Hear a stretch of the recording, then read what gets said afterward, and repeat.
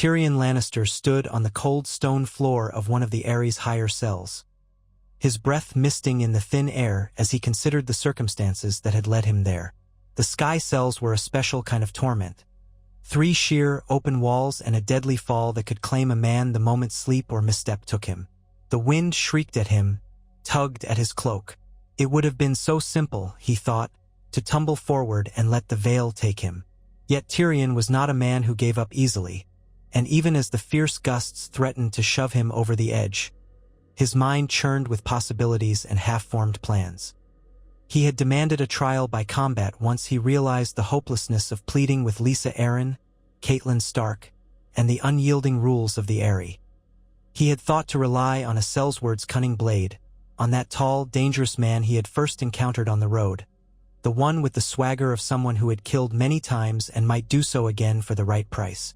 In another life, in another time, Tyrion would have cast his lot with this Bronn fellow, trusting in that wry smile and confident gait to see him through. But in this strand of fate, Tyrion had never crossed paths with Bronn at all. The Sellsword had drifted somewhere else in the confusion at the Crossroads Inn, or perhaps found a different prophet entirely, and Tyrion never heard his name. Now Tyrion Lannister stood alone in the Vale, out of allies, unarmed, and left to forge a new plan. One that relied more on wit than on someone else's sword arm. Down below, in the main hall of the Eyrie, Lysa Arryn gloated openly about having the imp at her mercy. She had assembled a small crowd of courtiers, her sycophants, her knights, her ladies, anyone who would nod and murmur approval at her every pronouncement. No doubt she considered Tyrion's presence an opportunity for vengeance, the chance to hold a Lannister in her talons as she exacted payment for the perceived crimes committed against her family. Tyrion knew that if he could not arrange something swiftly, she would have him tossed out the moon door. She might conduct a farce of a trial first, but the outcome would be the same. Tyrion remained uncertain of which rumor had first brought him under her suspicion. Some said he had engineered Bran Stark's fall, others that he was involved in Jon Arryn's death, others that he was funneling gold to pay for Lannister armies that would ravage the Riverlands and sweep into the Vale. All nonsense, in his view, or at least half-truths conjured from muddled facts. He had tried to explain himself. He had tried gold, but the Lady of the Eyrie turned a deaf ear. She wanted blood, or at least to appease her anxieties by seeing this Lannister flung from her mountainous home. Through the night, Tyrion endured the howling wind and the faint fear that clawed at the back of his mind. Yes, he was the imp, stunted and physically weak compared to most men, but in cunning he placed a certain measure of pride. He thought of how to escape these sky cells, no easy feat even for a sure-footed mountaineer. The floor sloped slightly, as though nudging him to tumble over the brink. Guards came infrequently. The Eyrie's jailer, Mord, occasionally stepped in to deliver a beating or an insult, or to demand more gold in the event Tyrion had some hidden away. He liked to dangle keys just out of reach, testing Tyrion's desperation. Tyrion's breath caught as he glanced out at the open edge. Far below were jagged rocks that vanished and reappeared in swirling mists. High above, a winter sky threatened to deposit snow upon them, even though it was not yet the heart of the coldest season. His mind raced with the knowledge that if a single plan faltered, if he took one wrong step, death would claim him in an instant. Yet for all that, some kernel of hope blossomed in him. These dramatic conditions might be turned to his advantage if only he played his cards right. He tested the guard's vigilance early next morning. When Mord arrived, growling for more gold in exchange for better treatment, Tyrion feigned a deep exhaustion. He sank to the stone, eyes half-lidded, mumbling promises of the Lannisters' debt-paying customs. But the guard only laughed and delivered a quick backhand before leaving. Through a split lip, Tyrion considered how best to manipulate this brute. Mord was not clever, but that made him unpredictable in his cruelty. The jailer's limited intelligence would be a danger if Tyrion tried anything too obvious.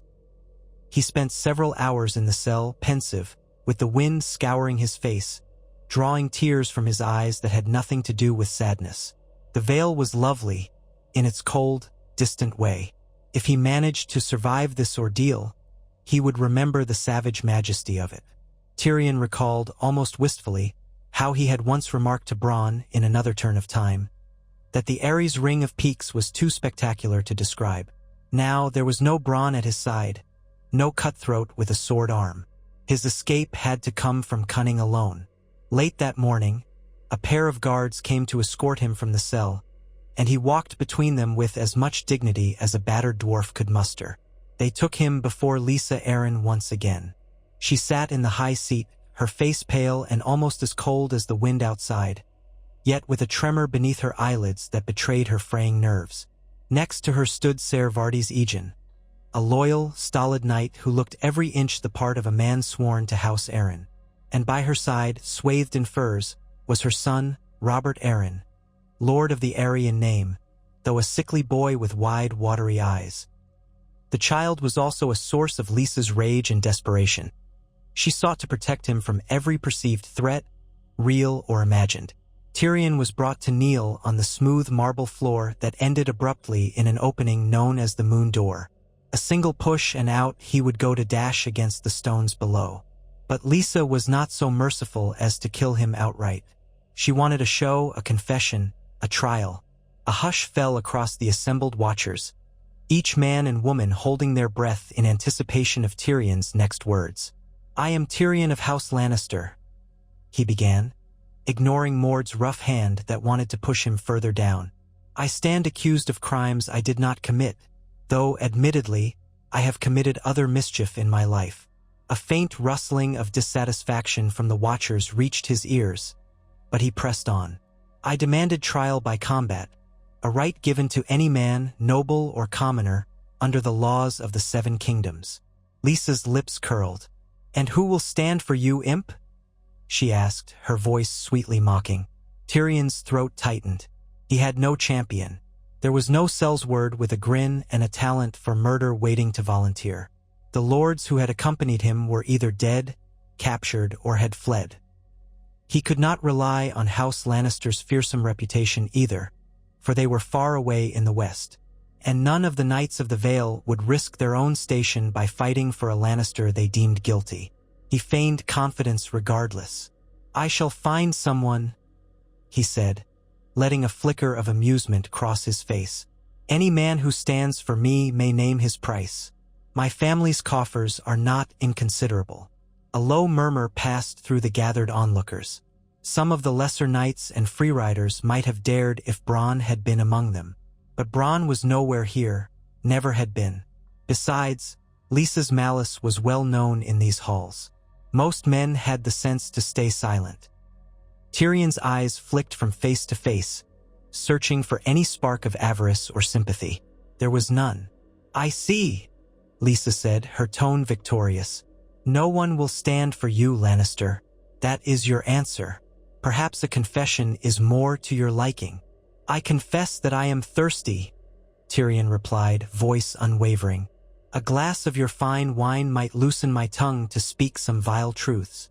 A stir of annoyance flickered across Lysa's pale features. "Enough of your japes," she said, forcing authority into her voice.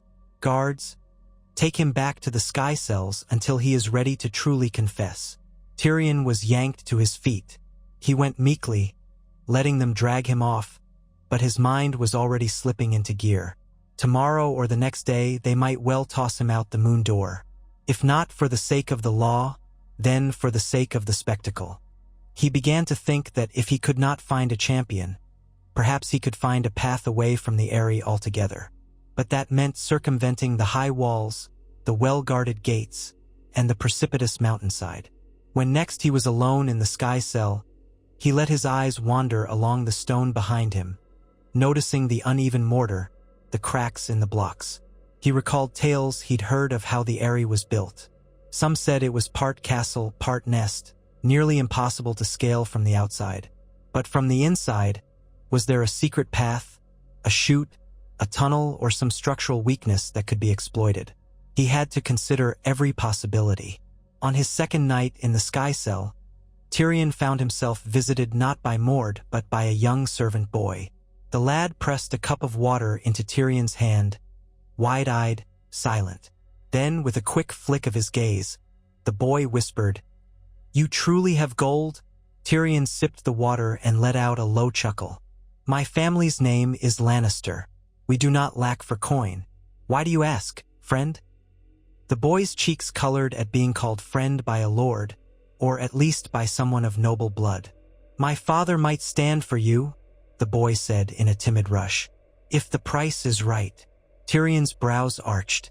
Who is your father? Ser Kevin Stone, said the boy proudly.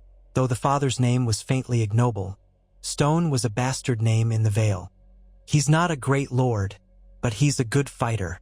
He served Lord Arryn once, though now Lady Lysa does not favor him.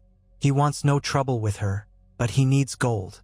If you can swear to pay him richly, your father must come to me himself, Tyrion said softly, trying not to sound too eager.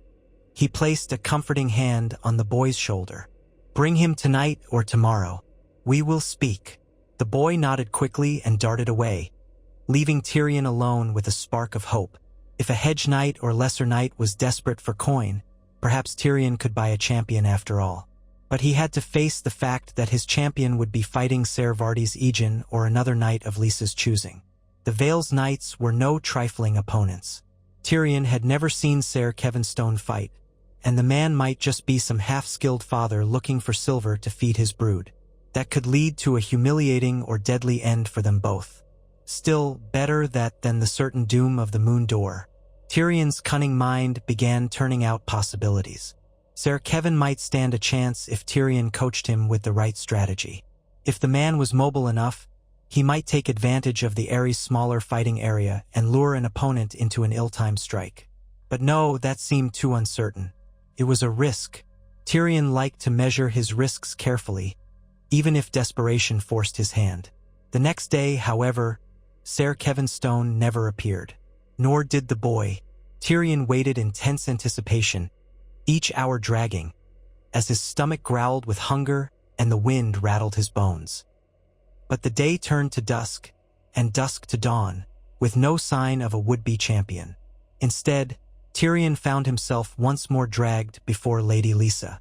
The hall was emptier now, for the novelty of the Lannister dwarf's presence had begun to fade. Only a handful of her closest knights and ladies remained, along with Robert Arryn, whining about the cold or about some new complaint. Tyrion stood at attention, forcibly pushed to his knees, and Lysa's voice echoed off the stone walls. "Will you confess, imp?" she demanded. "We grow tired of these games." Tyrion swallowed. There was no sign of Ser Kevin Stone among the Watchers, and no other potential champion. An idea blossomed in Tyrion's mind, dangerous and bold, one he had weighed during the long night. He took a breath, letting the hush gather thickly around him. Then he said, in a voice that carried to the far corners of the hall, "My lady, I will confess everything if you grant me a private audience. I do not trust your guards, nor do I trust your knights. Let me speak to you alone, and all the vile truths you seek to hear will pour from my lips." A ripple of surprise spread through the Watchers. Even Lysa's eyes narrowed in curiosity. "Why should I agree to that?" Tyrion forced a thin, cunning smile. "Because you want the truth so badly you can taste it. Because every day I remain here, you know the rumor spreads. Lord Jon Arryn's widow holding a Lannister without proper justice, defying the king's peace. Give me a private audience, my lady, and I will share secrets, Lannister secrets, that may benefit you greatly. Once you have heard them, you can do as you wish." Lysa regarded him with obvious suspicion. She glanced at her knights, at her pale-faced ladies, and finally at Robert, who tugged on her sleeve in bored confusion. The Watchers began to whisper, urging caution or encouraging the idea. Tyrion knew if Lysa wanted to keep up the appearance of a fair process, she might indulge his request. "Very well," she said at last. "Send him to my solar. I will have words alone with him. If he attempts any trick, any violence, you know what to do." Her knights nodded, and Tyrion was half-led, half-dragged from the hall, up a winding stair into a bright, airy solar overlooking the Vale. The windows were narrow, but the vantage offered a breathtaking view of the cold peaks and swirling clouds below. Lysa arrived moments later, dismissing the knights from the chamber with a pointed look. Tyrion noticed she left the door partially ajar, likely for her own safety. He said nothing about it, only bowed with mocking courtesy. "Well?" she said, folding her hands before her. "Speak, confess." Tyrion let out a theatrical sigh. "My lady, I know you suspect me of pushing Bran Stark from a window, of conspiring in Jon Arryn's death, of who knows what else. I do not deny that House Lannister has enemies, nor that we often move decisively. But you and I both know that I did not kill Jon Arryn, and the notion that I attempted to murder Bran Stark is utter folly. My sister, the Queen, may have her own secrets, but I do not share them, nor do I condone them." Lysa's brow furrowed, confusion and anger warring in her features. "You claimed you would confess," she snapped. "Yet you deny wrongdoing?" Tyrion raised a finger. "I will confess to something else, something that might interest you more.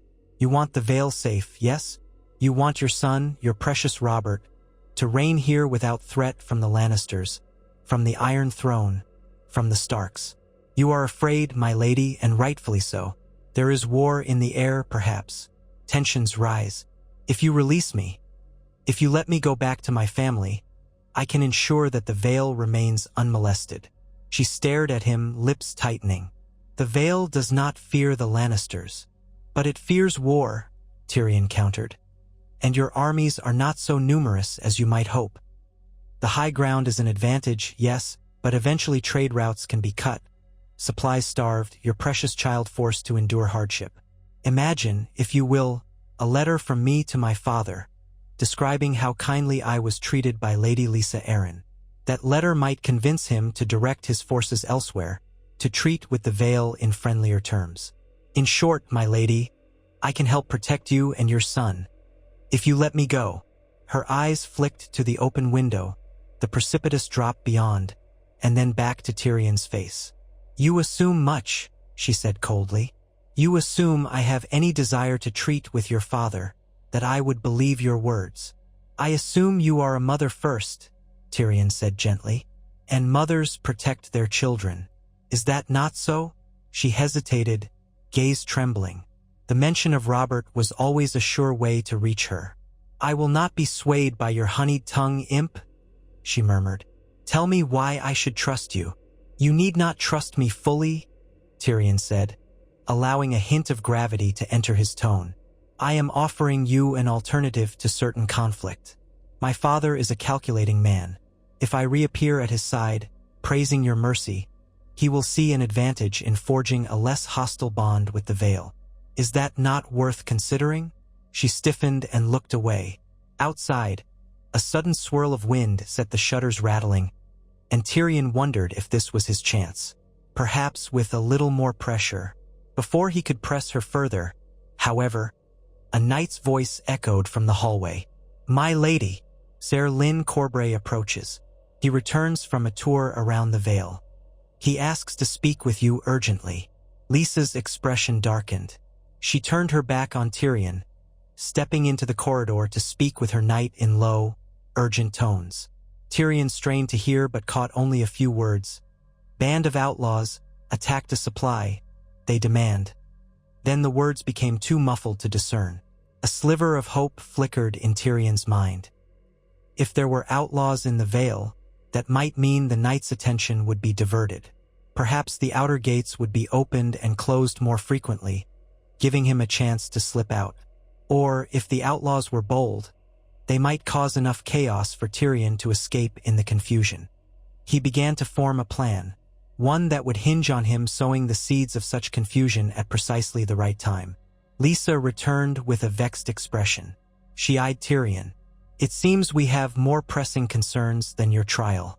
Ser Lyn Corbray claims a new band of deserters from the mountain clans are raiding further down the Vale. He wants more men to deal with them. I will see to this matter, and you will remain in your sky cell until further notice." Tyrion gave a polite bow, though his heart pounded. He hoped she might see reason, but it seemed her immediate response was to lock him away again. The guards came at her command, leading him off once more. When Tyrion arrived at his cell, he found a surprise waiting. The boy from before, trembling in the corridor while Mord loomed behind him. The jailer's keys clanked against his thigh as he smirked at Tyrion with a mouth of crooked teeth. "Found this rat sneaking around?" Mord growled, giving the boy a shove. "Said he wanted to see you." Tyrion lifted his hand calmly, trying to pacify the brute. "He's only a child. Let me speak to him for a moment." Mord rolled his eyes but stepped back, though not too far. The boy's voice quivered as he said, "My lord, my father. They took him. The knights. They said he was plotting to champion your cause. Ser Vardis Egen overheard something, I don't know. My father's in the dungeons now." Tyrion cursed under his breath. This was the risk he dreaded. If a man so much as breathed of supporting a Lannister in the Eyrie, Lysa's loyalists might pounce. "I'm sorry," Tyrion said softly, at a loss for more comforting words. "I wish I could help." The boy looked about to break into tears. It's not fair. He only wanted to earn some gold. And now they say he is a traitor to Lady Lysa. Mord barked a laugh, revealing blackened teeth. "Into the cell, imp," he grunted, fumbling for the keys. Tyrion felt the boy's terrified gaze on him, and he steeled himself. If he was going to escape, perhaps he could also free Ser Kevin. But how to do that without a champion? "Boy," Tyrion murmured swiftly, "do you know any secrets of this castle? Any hidden passages? Any door that's less guarded?" The child hesitated, glancing warily at Mord. But Tyrion pressed a small golden coin, one he had kept concealed, into the boy's palm. The child's eyes widened. Then, in a quavering whisper, he said, "The ramps leading to the Eyries' main gates are always watched by the knights, but there's a sally port on the east side that sometimes. Some say you can climb around the cliff face to get there if you're brave, but it's a sheer drop in parts, my lord. The path was used long ago by a falconer, but it's not safe, and there are spikes hammered into the rock to deter climbers. That's all I know." Tyrion's mind raced. A hidden way around the exterior of the castle? Likely suicide for most, but it might be an opening literally and figuratively. He nodded at the boy gratefully. "That may be my only choice," he murmured. Mord, irritated by their conversation, grabbed Tyrion by the shoulder and shoved him into the sky cell once more, slamming the door behind him. That night, the wind screamed as though beckoning him to leap. Tyrion paced the narrow space, counting the steps between the cell's back wall and the drop. He told himself not to be hasty. The cliff path, if it existed, was a last desperate measure. He needed rope or something akin to it, or he needed to find a moment when the guards were distracted. Without supplies or a safe route, all the cunning in the world would not save him from a plunge into oblivion. 3 days passed in uneasy monotony. Food came rarely. The nights were colder. Lysa was preoccupied with the outlaws in the Vale, and Tyrion saw no sign that she intended to move on his case soon. That might work in his favor. Time gave him a chance to plan, but it also wore on him physically. He suspected she was hoping he would break from the harsh conditions, or that the humiliations might weaken his mind and body enough for a final, crushing blow. On the 4th day, near dusk, a guard came for him. Tyrion braced himself for another audience, but instead, the guard took him down into the Eyries' underbelly, deep into a series of storerooms and lesser corridors. Tyrion was half limping, stiff from the cold and from bruises inflicted by Mord. When the guard led him into a cramped cellar, lit by a single torch, Tyrion was startled to find Ser Lyn Corbray waiting there, leaning against a cask. Lyn Corbray was a slender man, dark-haired, with a lean, dangerous aspect. His sword, Lady Forlorn, was sheathed at his hip. A puzzling smile curved his lips as he regarded Tyrion. "My dear imp," he said in a mocking lilt, "the Lady Lysa has decided you might be of some use after all." Tyrion blinked, hiding his relief behind a mask of detachment. "Oh? Has my honeyed tongue convinced her?" Corbray chuckled. "She'll not say so openly, but the Vale faces challenges. Those outlaws we chase have cost us men and coin. The lady thinks that perhaps you might help finance a swift resolution, with your father's gold, of course. So, she's asked me to arrange a discreet meeting between you and a certain party."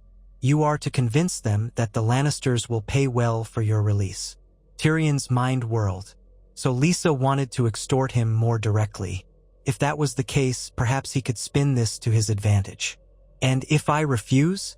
Corbray's gaze turned cold. Then I suspect you'll meet the sky in a more direct manner. He gestured to the guard, who shoved Tyrion forward. We ride tonight, dwarf, so I suggest you find your will to talk. A spark of excitement and dread ignited within Tyrion. If they were taking him out of the Eyrie, even under guard, that might give him a chance. Perhaps the outlaws were somewhere in the Vale, and he was to be paraded before them as a hostage? The notion was risky, but outside the Eyrie's walls, Tyrion's odds of escaping might improve. He composed himself, nodding as though in resigned compliance. Lead the way, Ser Lyn, he said. I'll do my best to conjure a fortune for Lady Lysa. That night, they slipped through a postern gate near the rear of the Eyrie. Tyrion noticed only 4 men accompanied Corbray, all armed but fewer than he expected. Perhaps Lysa could not spare more, given the raids. Or perhaps she feared to lose more loyal knights if trouble arose. The moonlight illuminated the rocky path that wound its way down from the Eyrie to the Gates of the Moon, the lower fortress. Tyrion rode a mule, half asleep from the day's labor. Corbray and his men managed their horses with practiced ease, though the trail was treacherous in the dim night. At the Gates of the Moon, they took shelter only long enough to collect supplies and fresh mounts. Tyrion watched from the corner of his eye, noting every detail he could. If an opportunity to slip away arose, he would take it. But for now, the men kept a close watch, and Tyrion's short legs and battered body would not outrun them. They set off across the Vale, under a canopy of stars. Overhead, the mountains loomed, their snow-dusted peaks seeming to glow in the moonlight. The wind was calmer here below.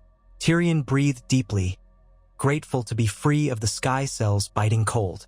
But each step of the horse reminded him how vulnerable he was. He had no weapon, no ally. Even if he managed to flee, where would he go in the wild Vale?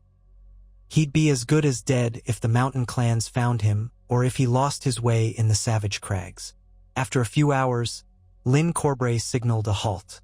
They were in a narrow ravine, lit only by moonlight and the faint glimmer of Corbray's torch. One of his men scouted ahead. Tyrion strained his ears to catch any sign of who they were meeting. Lysa must have arranged a rendezvous with these outlaws, or perhaps with a representative who might negotiate. Before long, the scout returned, leading a figure cloaked in dark leathers. The man's face was hidden by a scarf and hood. All Tyrion could see was a pair of keen eyes and a rough, scraggly beard. The man carried a bow slung across his shoulder. He nodded to Corbray, who dismounted and walked over. You have brought the Lannister? The outlaw asked, voice rasping with suspicion. I, as agreed, Corbray replied. He's to write a letter to his father or whomever else might pay his ransom. We'll want half the gold up front, in the form of coin or promissory letters. Then, once the money is in Lady Lysa's hands, this imp can go free, if you see fit to let him. Tyrion suppressed a surge of anger. So it was not only a random outlaw band, but possibly a group that was collaborating with the Eyrie's mistress, or at least using her as a broker. This was a tangled arrangement indeed. He wondered if Lysa actually planned on him surviving any of it. A living Tyrion, after all, was a threat, but a dead Tyrion for which she gained gold first might suit her well enough. The outlaw eyed Tyrion with equal parts curiosity and disdain. And how do we know his father will pay? Word is that old Lord Tywin is not so easily squeezed. Tyrion, his wrists bound, forced a polite smile. My father does not like others to presume upon his wealth, but neither does he let a Lannister be held cheaply. If you keep me alive and well, you will get your gold in time, I promise. Corbray's mouth curved into a sardonic grin. Alive and well, indeed. You look half-starved, dwarf. Consider it an improvement, Tyrion retorted, ignoring the jibe. Inside, he was thinking furiously of how to bend this scenario in his favor. If these outlaws wanted gold, perhaps he could coax them to act against the Eyrie. Or perhaps he could cause such friction between them and Corbray's men that Tyrion himself could slip away. The outlaw gestured for Tyrion to dismount. "Come with me," he said. "We have a camp a short ways on. We'll see you fed so you can write your father a fine letter. Ser Lyn, you and your men can remain outside as we agreed." Corbray hesitated. "We'll keep an eye on you," he warned. "Don't imagine you can vanish with him. We want our payment, or you'll see how quickly the Vale's knights can hunt you down." A tense exchange of nods passed. Then Tyrion found himself marched deeper into the ravine, flanked by two outlaws. Their camp was indeed close, a rocky alcove surrounded by low shrubs and boulders. A few ragged tents stood around a central fire pit. 6 or 7 other outlaws regarded Tyrion warily as he arrived. He could sense their hunger in the way they stared at him, at the prospect of gold, and perhaps at the possibility of double-crossing the knights. The hooded outlaw removed his scarf, revealing a young man with a tangled mane of black hair and a thin, weathered face. He introduced himself only as Ryan. He bade Tyrion sit near the fire, untied his wrists, and handed him a crust of bread and a small bowl of stew. Tyrion ate greedily, even though the stew was watery and the bread tough. The outlaws watched in silence until he finished. "So," Ryan said, settling onto a crate across from Tyrion, "you'll write to your father. What do we demand?" Tyrion glanced up, wiping his mouth with the back of his hand. "It depends on whether you want to see that gold swiftly or if you're content to bicker for months. My father does not respond well to empty threats, but if I assure him I'm in your possession, alive and only slightly battered, he might be moved to pay a sum. The amount, of course, we can negotiate, but first you'll have to ensure no harm comes to me. Even a finger lost might reduce your ransom considerably." A few of the outlaws barked laughter. "We'll keep our hands off your precious digits, imp," said one with a scar running across his cheek. "But we'll keep you under watch until the coin arrives." Tyrion nodded sagely, hiding his contempt. "Then let me ask, why involve Lysa Arryn at all? Surely if you handle this matter yourselves, you can keep more of the spoils." Ryan's eyes narrowed. "Lady Lysa sent Ser Lyn to parley with us. She claims she'd prefer a portion of the ransom to an outright war with your father. She says if we help hold you, she'll turn a blind eye to some of our activities. We're her solution to the burden of keeping you in her dungeons." "A cunning arrangement," Tyrion mused, a chill running through him. Lysa was effectively outsourcing his imprisonment. He should have guessed her cunning would match his own in certain respects. She gained plausible deniability, a share of the ransom, and rid herself of him without risking the Vale's direct involvement. "Very well, let me write the letter and you can see it for yourselves. But I warn you, if you harm me or if you demand too high a sum, you'll end up with nothing. My father is not one to be trifled with." The outlaws muttered among themselves. Ryan searched Tyrion's face, perhaps weighing the truth of his words.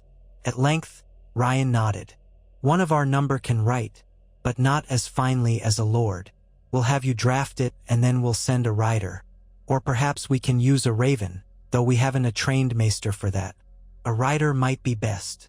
Tyrion drummed his fingers on the rough ground. "A rider can work, though it'll take time. My father is in the west. Unless we have an arrangement for a pigeon or raven, the sum might be delayed. If Lady Lysa allows you to pass a message through the Eyrie's own maester, it could be faster, but she may meddle with the letter." Ryan shrugged. "We can speak with Ser Lyn. For now, write what you will. Let's see if we can impress your father with our sincerity." They brought him parchment, a charcoal stick, and a flat board to write on. Tyrion composed a letter to Lord Tywin, carefully describing that he was being held in the Vale by a group of outlaws acting, to some extent, under the blessing of Lady Lysa Arryn. He indicated that he was safe for the moment, though in precarious conditions, and that a ransom of— He glanced at the outlaws. 50,000 gold dragons was demanded for his immediate release. He implied that refusing to pay might incite House Arryn to violence, but that paying the sum would secure Tyrion's release and possibly open a channel for negotiation with the Vale. When he finished, he held out the letter for Ryan to read. The outlaw squinted, reading slowly. Another man, older and more literate, came over to help parse the finer phrases. They exchanged a few nods. Then Ryan said, 50,000 is less than I'd hoped for. You said your father was wealthy beyond measure. Tyrion spread his hands. He is, but again, if you demand an absurd sum, he might balk. Better to demand a sum he will pay swiftly than to demand triple that amount and invite him to raise an army and crush you for insolence. The outlaws grumbled, but Ryan eventually relented. Very well, we'll present this to Ser Lyn. If he agrees, we'll send it. Then we wait. Tyrion set the parchment aside and warmed his hands by the fire. The flickering flames illuminated the stony alcove, casting long, dancing shadows. He listened intently to the outlaws' hushed conversations, gleaning bits of their discontent with Lysa, with the Vale's knights, and with their precarious existence. Every now and then, Tyrion asked a polite question, feigning curiosity. Little by little, he learned that these men had once been normal villagers, farmers, or low-born hunters, until the cruelty of the mountains or the oppression of local lords drove them to banditry. Some had families hidden away in the foothills, scraping by on meager spoils. Others had come from across the narrow sea, seeking fortune and finding only desperation. Tyrion found an unlikely flicker of sympathy for them. They were men caught between the greed of lords and the harshness of the land, men who had decided to fight back in their own small, ignoble way. Yet he reminded himself that they had no qualms about ransoming or killing him if it served their needs. As the night stretched on, a few outlaws drifted off to sleep, others took watch. Tyrion dozed fitfully near the dying embers of the fire. In the morning, Ser Lyn Corbray arrived with 2 men, and the letter was handed over. Corbray read it with his own suspicious eye, then shrugged. I'll return this to the Eyrie, he said. Lady Lysa will decide if we use her maester's raven or send a rider. Remain here until I bring word. Tyrion's heart sank. Days, perhaps weeks, might pass in this limbo. The Vale was vast. Even if Lysa did send a raven, negotiations with Tywin could be protracted. Meanwhile, Tyrion would be stuck in a camp of outlaws who might grow impatient or suspicious at any moment.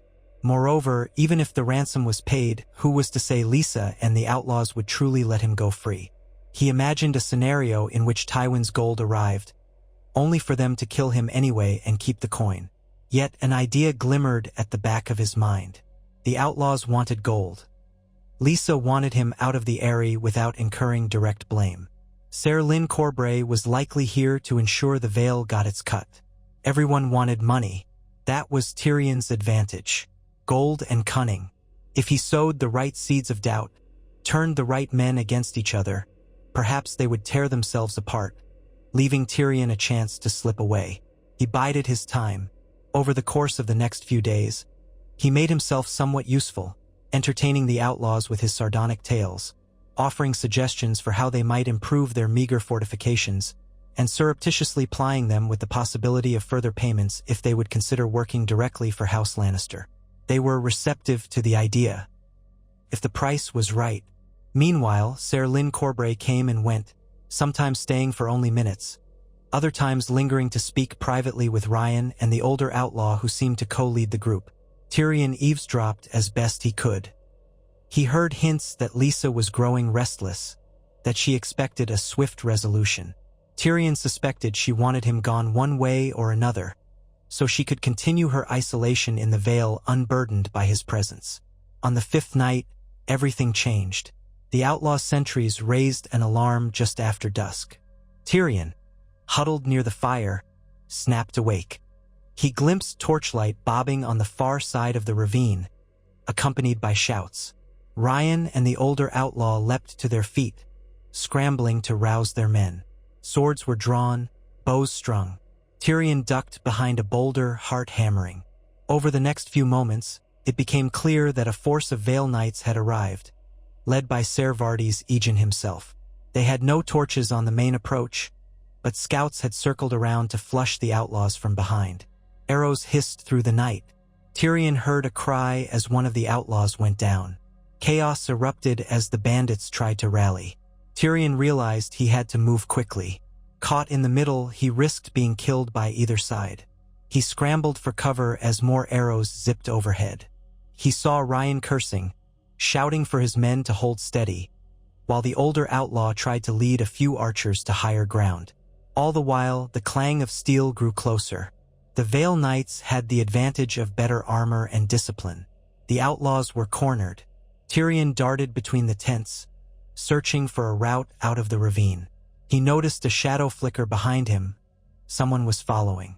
Spinning around, he saw Ser Lyn Corbray approaching with Lady Forlorn in hand, a wild grin on his face. "Going somewhere, imp?" he said in a near whisper, eyes gleaming with battle fervor. Tyrion held up his empty hands. "I see the Vale Knights have decided to do away with these outlaws, and with me, I presume?" Corbray let out a soft laugh. "Not necessarily. Lady Lisa gave no explicit order to kill you during the operation. But accidents happen in battle. If you want to live, come with me." Tyrion hesitated.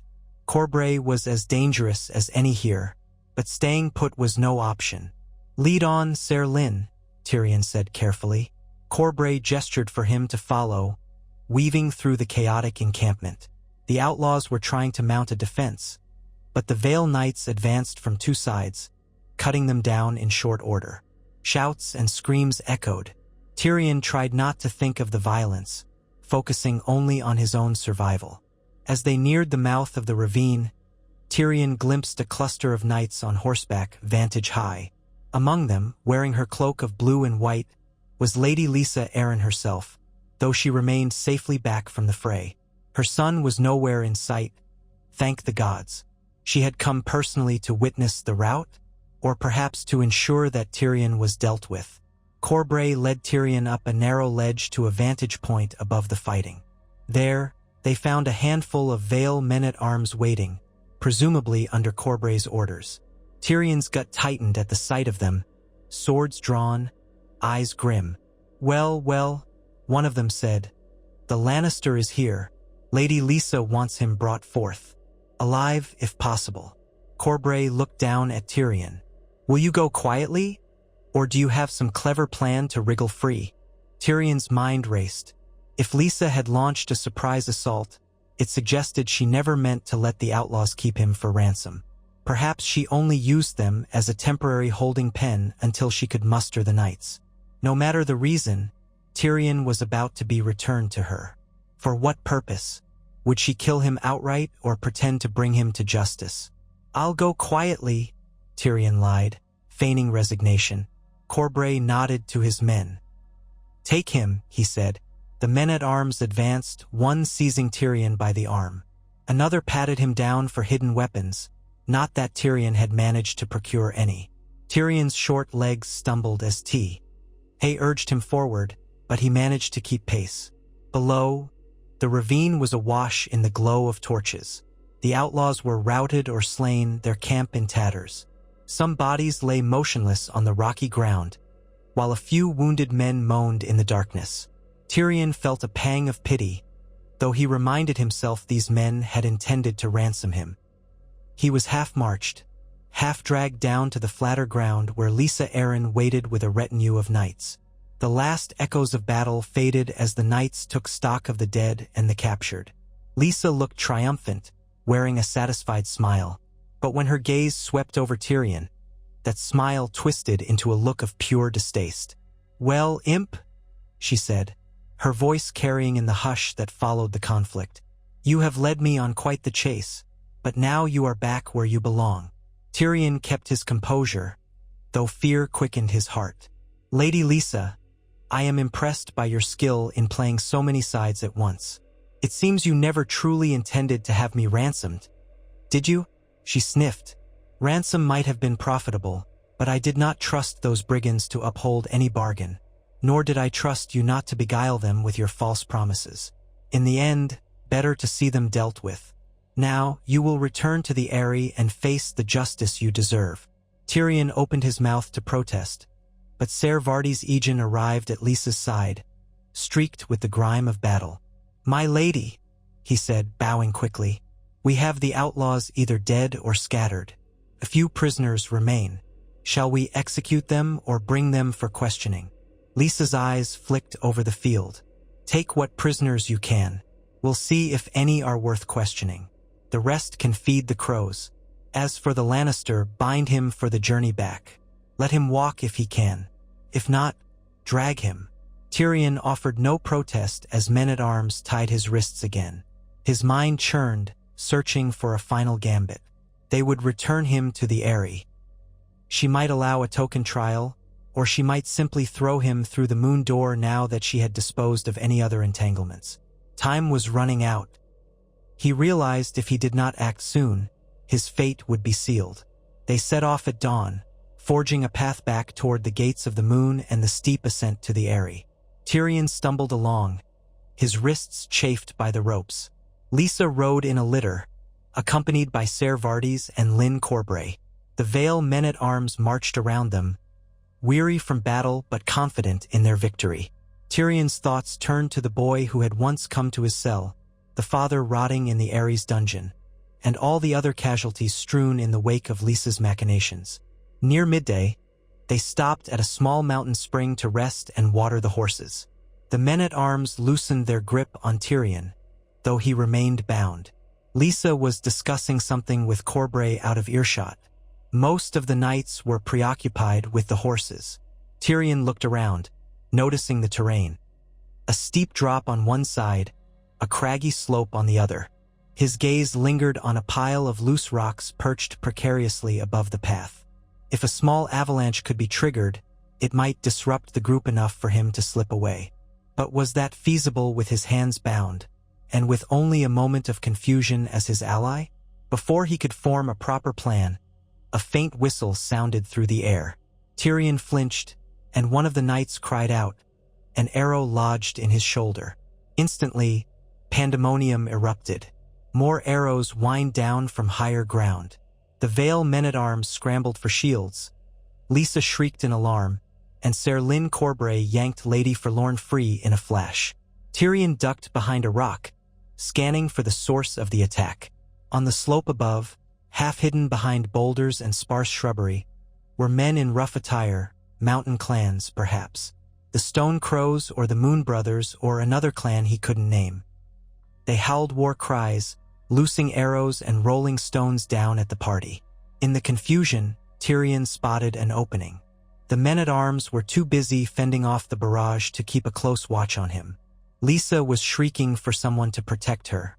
Ser Vardis was shouting orders, trying to form a shield wall. Tyrion, bent low, scurried along the edge of the path, ducking arrows and skirting the horses. He spied a narrow goat track leading away, partially obscured by thorny bushes. With his hands tied, climbing would be near impossible, but staying meant near certain death or recapture. In a moment of grim resolve, Tyrion flung himself toward that goat track, rolling beneath the belly of a startled horse. The animal snorted and reared, kicking out.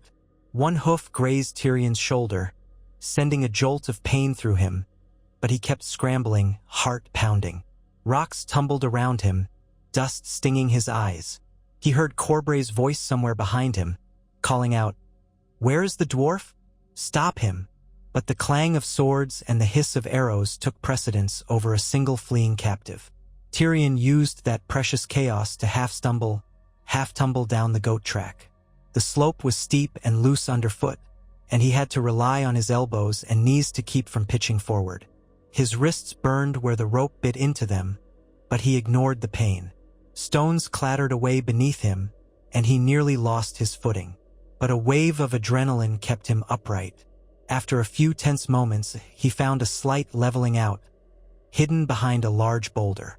Panting, he pressed himself against the cool rock, trying to guess if any had followed him. The cacophony of the ambush still rang out above. Men shouting, horses screaming, the rattle of steel, the twang of bowstrings. Tyrion closed his eyes, letting himself savor a single heartbeat of relief. He was free of Lysa's immediate grasp, but far from safe. The Vale was teeming with enemies, from mountain clans to Lysa's knights.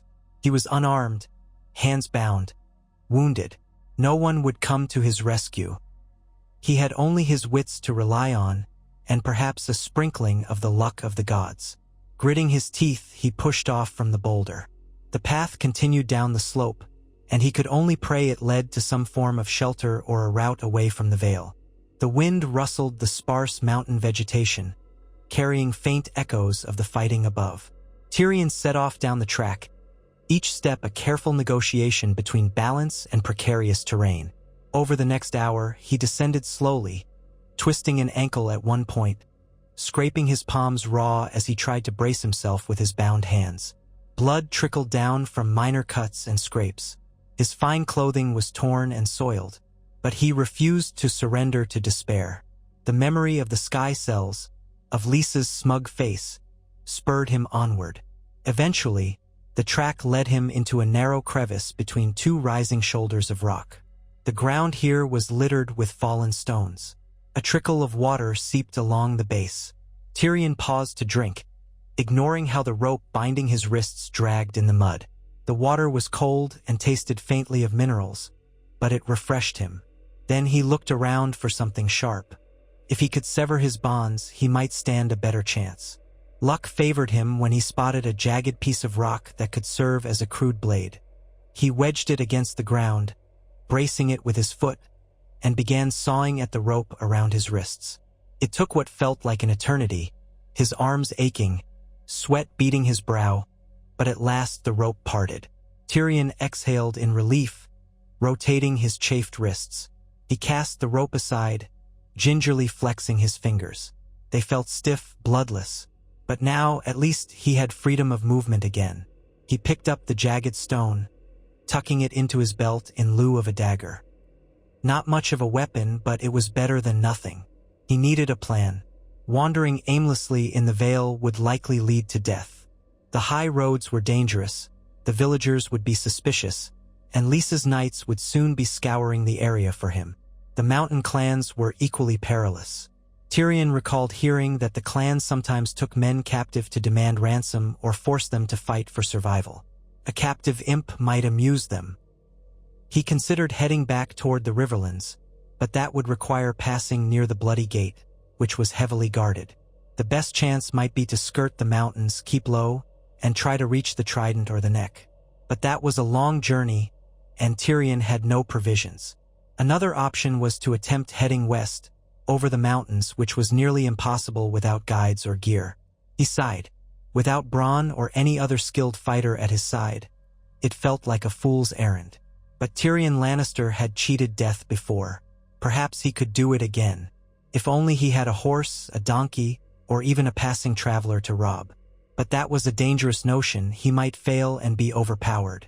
Pausing against the rock, he let his thoughts wander to the potential ramifications of what had happened.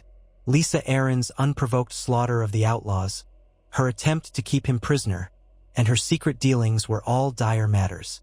Tyrion wished fervently to be able to share these revelations with someone who could challenge her. But first, he had to survive. He resumed his trek, forging a path through the narrow crevice until it opened onto a high, stony plateau. The wind whipped across the plateau, carrying flecks of dust. Tyrion squinted, trying to see a path down. In the distance, he spotted a faint trail that wound along the mountain's shoulder. With no alternative, he set off toward it, determined to keep going no matter the cost. Hours passed. The sun climbed higher, then began its descent, painting the peaks with hues of gold and orange. Tyrion's feet ached, his ankle throbbed, and hunger gnawed at his belly. He pressed onward, using the jagged rock as a makeshift walking stick at times, though it was hardly ideal. His breath came in ragged gasps in the thin air, yet no sign of knights or clansmen emerged. Perhaps they were busy finishing the ambush's aftermath or searching elsewhere. As dusk approached, Tyrion stumbled upon a small natural shelter under an overhang of stone. He checked for tracks. None he could discern. Grateful, he crawled beneath it, rubbing his sore arms. He had nothing to eat but a handful of wild berries he found along the way. Their tartness made him grimace, but he swallowed them down anyway. He settled in for the night, knees pulled to his chest against the cooling air. Memories of the Eyrie drifted through his mind. The sky cells, the open void, Lisa's triumphant sneer. What a twisted path fate had carved for him. If only he had met a cunning sellsword on the road, someone to champion him in trial by combat, how differently might events have gone. Perhaps he would already be heading back to King's Landing or even Casterly Rock, free of this cursed land. Yet here he was, alone, battered, and uncertain. He chuckled bitterly to himself, half delirious. A Lannister always pays his debts, he muttered. But one must first survive to do so. He drifted in and out of a fitful sleep, the night sounds of the mountain keeping him on edge. A distant howl echoed, possibly a wolf. Now and then, stones clacked, as if creatures moved in the darkness. Tyrion clutched his jagged rock, cursing his situation. When dawn finally broke, he rose on shaky legs and continued onward. The next day brought new challenges.